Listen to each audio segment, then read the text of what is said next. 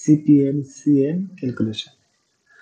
এখানে একটা কমপ্লেক্স একটা ম্যাথ দেওয়া আছে। এই ম্যাথের মাধ্যমে আমরা কিভাবে সিপিএম সিএম এবং কস্ট পার মেশিন ক্যালকুলেশন করব সেটা এই ম্যাথের মাধ্যমে আমরা আজকে বের করব। Question number first of all পড়ে নিই। Total expenditure per month 3 crore টাকা। Total factory machine 560 pieces, working days 26, working hours per day 10, item assembly 18.5, efficiency 65%, hourly production 200 pieces per day, required complete an item, use machine 56. Now calculate CPM cost, calculate CM cost, calculate per machine overhead cost.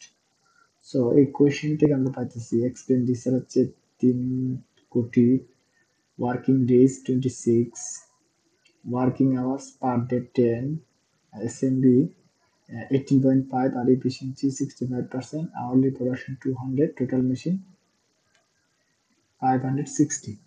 So আমরা একটা formula জানি, যেটা আমাদের CM CPM এবং পার machine cost calculation করতে হবে।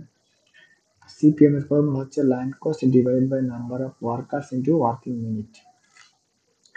এখানে যেহেতু আমাদের টোটাল মেশিন হচ্ছে 560, সো আমার নাম্বার অফ ওয়ার্কার্স হবে 560, লাইন কস্ট আর হচ্ছে ওয়ার্কিং মিনিট।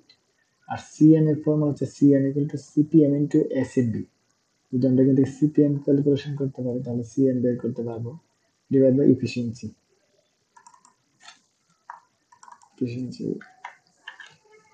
দেন হচ্ছে per machine cost equal total cost divide by number of machine into number of days. So আমরা এখানে ফার্স্ট অফ অল আমরা সিপিএম ডিটারমাইন করব। তো সিপিএম ইকুয়াল হচ্ছে লাইন কস্ট।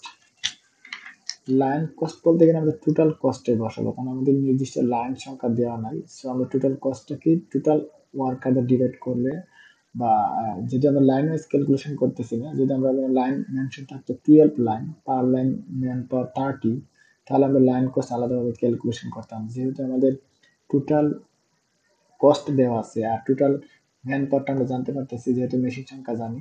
সো আমরা এখন ডিরেক্ট লাইন কস্টের জায়গায় টোটাল ফ্যাক্টরি কস্ট বসাবো। ফ্যাক্টরি কস্ট হচ্ছে 3 কোটি ডিভাইডেড বাই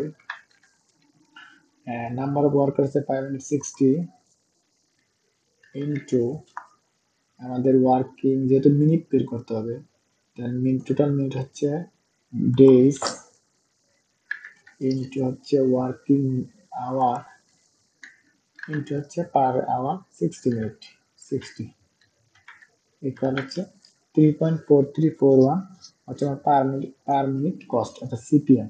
এখন আমরা সিএম ক্যালকুলেশন করবো কিভাবে। সিএম ইকুয়াল টু আমরা দেখলাম সিপিএম ইনটু এসএমবি।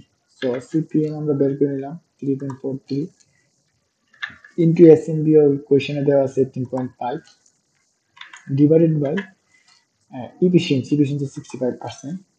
সো আমার সিএম বের হয়ে গেল 97.73। এখন আমাদের লাস্ট কোয়েশ্চেন আনসার হচ্ছে পার মেশিন কস্ট।